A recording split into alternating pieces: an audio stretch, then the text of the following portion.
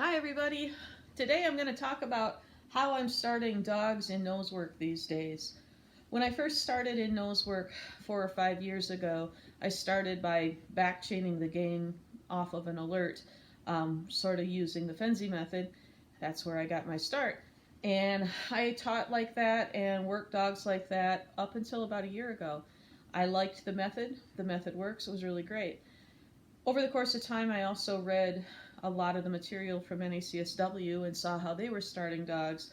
And at first, I was resistant to the heavy use of food at the beginning, but as I watched dogs perform, I got more and more interested.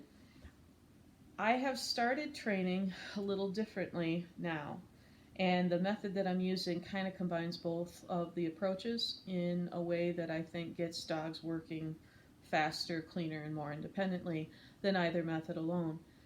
Before I talk about this, obviously all the methods work. I'm not running down anybody's method. They all work, they all produce great dogs, they all produce champions. The way I'm training now in this blended method started because I started trying to get most of my pet students to use Scentwork as an enrichment activity. And because the pet owners were going to be using it as enrichment only and not competition, they weren't particularly interested in investing a lot of time in the steps. They needed a really fast method to get the dog searching. So I started teaching the way I'm about to show you, and what happened was the pet dogs were starting to outperform a number of my competition dogs because I think the method was just fun, easy, and fast, and I think they played more, and I saw the pet students outperforming my performance students very, very quickly. So now I've completely changed how I teach scent work even for competition students, and indeed this is how I taught Maya to search. What I do now when I start teaching a new dog scent work is I get a big tin, and it wouldn't have to be a tin, I just like to use a tin because that's something the dogs are going to be searching for their career, so why not start them now.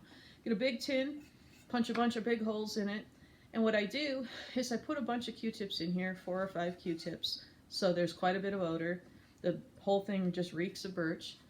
And I put food right here. The food I put on is usually canned dog food or peanut butter or cheese. And I just set the tin on the ground, hold the dog back and say, find it. And the dog runs up because they can see the tin and they can see the food. They eat the food. While they're eating the food, I come in and I feed. Well, the dog, I keep handing them treats, and then I say, okay, and I pull up the tin. Next rep, I put it just a little further away, but still visual. I hold the dog back, find it, let him go. He runs to the tin. I feed him more food on the tin as he's eating also the food that's already there. I say, okay, and I pick it up. This takes like 2-3 reps, and the dog's all about it. I mean, this is fun. And what has happened is the dog's gotten used to the find it, the search cue. The dog has gotten used to acquiring the tin. The dog is holding its source and has now gotten accustomed to the handler coming in behind him and adding food. So we kind of have the whole picture right off the beginning, except for the food on the tin is what's holding the dog there instead of obedience to odor. As soon as this is super easy, which is 2 or 3 reps, it's a targeting exercise, it's not a hunt, then I start shifting it to a hunt. I start pushing the tin behind something. Now I start pushing it behind a few more things. Now I'll put the dog in a crate, I'll place the hide, and I'll do it when the dog didn't see it placed. And now we have the early stages of a hunt. So at first you might just put it behind a shoe or tuck it along the perimeter of a wall or put it on a chair. You don't have to get real creative, but their dog should be really eager to play this game, and they should be acquiring the tin as fast as they can, eating the food on the tin, which should be buying you enough time to come in, add more cookies so you can say, okay, and pull the tin. What I do is I play like this for 3 or 4 days, maybe 5 searches a day. This is all just rough numbers. There's no magic to any of that. And then when it's going really well, for a couple of the searches, I don't put food down. I just leave the tin naked, and then I bring in the food. Obviously, when I do that, I try to stay a little closer to the dog so I can get in and support them. But they get used to the tin not having food on it really early. And after about a week, you don't have to put food on the tin at all. The dog's already there holding on the tin. I do this indoors, I do this outdoors. I'll do it in open boxes. I'll do it around vehicles. You can do it anywhere. The last place I put the tin is in containers.